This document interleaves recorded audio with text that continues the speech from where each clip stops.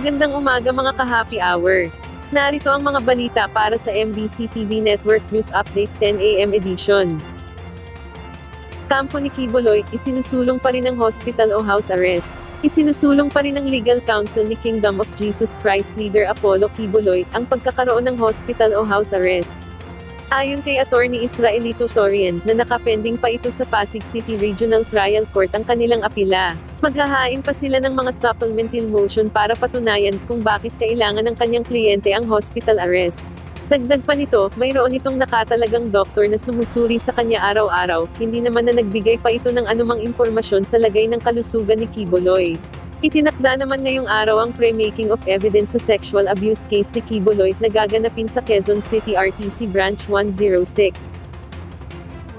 Samantala, sa MBC TV Sports, PBA player John Amores at kapatid nito, sumuko na sa PNP. Sumuko na sa kapulisan si PBA player John Amores, matapos na masangkot umano sa pamamaril. Nakuha sa CCTV footage ang basketbolista na bumaba sa motorsiklo na minamaneho ng 20 anyos na kapatid nito sa barangay Maytalang 1 ng alas 5 ng hapon nitong Miyerkules. Makikita na pagkababa ni Amores ay bigla na lalamang binaril ang lalaki na tumatakbo. Sinabi ni Police Major Bob Luis Ortiz, Chief of Police of Lumban Municipal Police Station, na bago ang insidente ay may nakaalitan si Amores sa isang basketball sa Barangay Salak.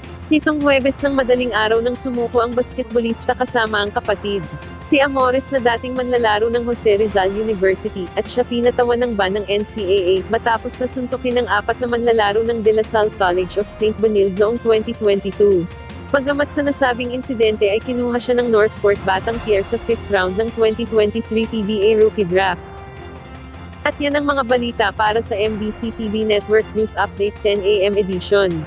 Abangan ang mga susunod na balitaan mamaya para sa 11 AM edition.